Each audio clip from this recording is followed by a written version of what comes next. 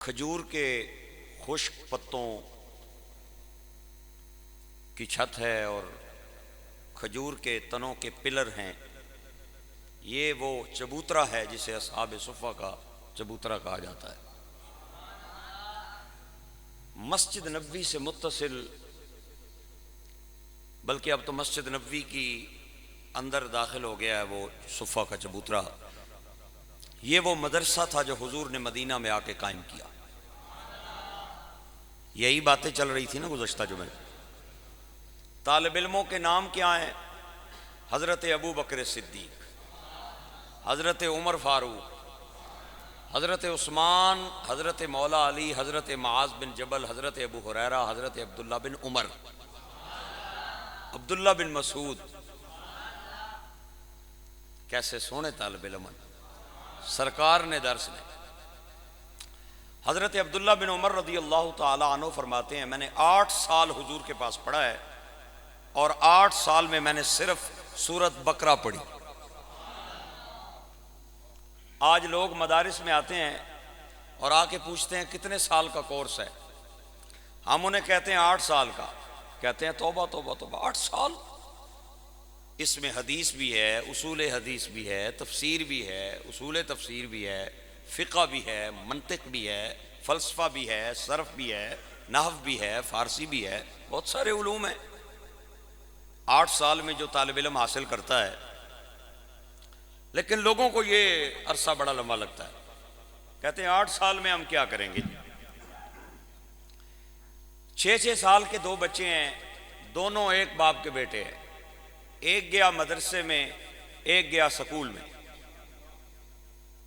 4 سال کے بعد مدرسے والے سے بھی ملاقات ہوئی، سکول والے سے بھی ملاقات ہوئی. سکول والے سے پوچھا گیا تو نے کیا پڑھا ہے؟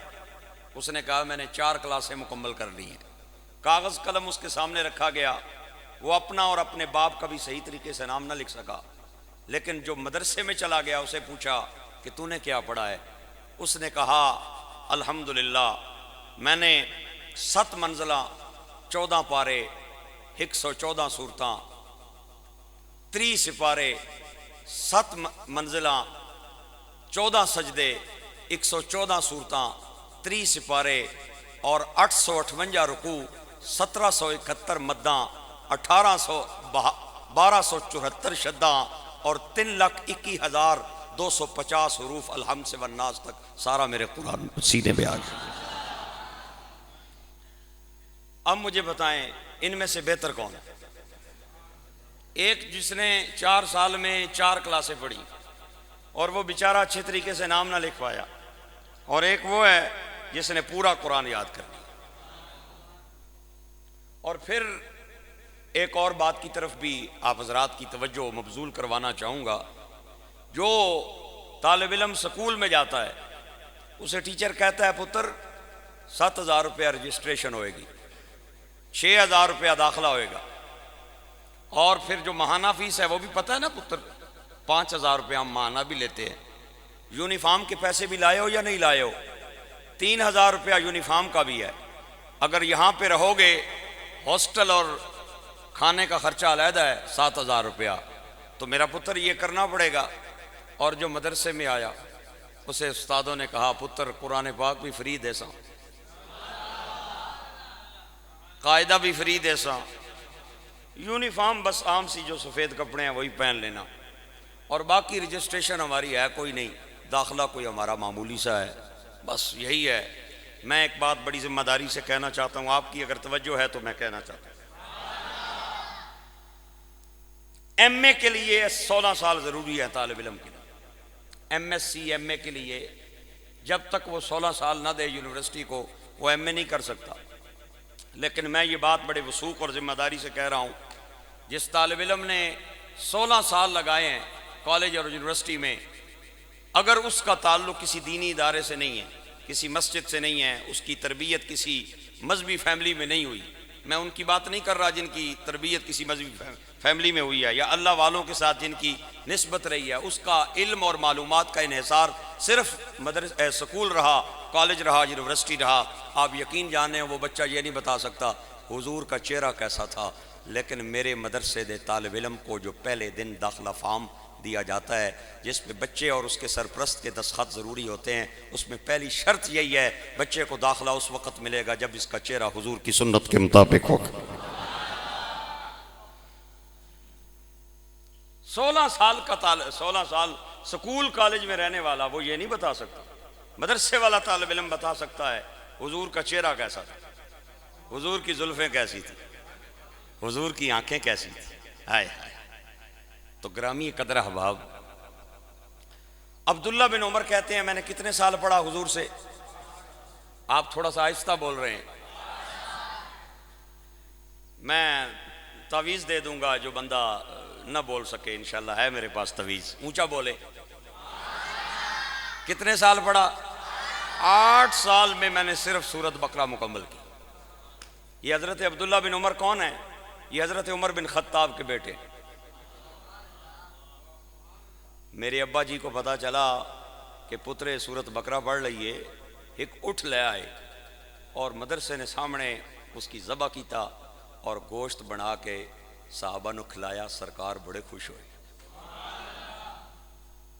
دعوت کی تھی حضرت عمر فاروق رضی اللہ تعالیٰ عنہ کہ میرا پتر سورۃ بقرہ مکمل کر گیا۔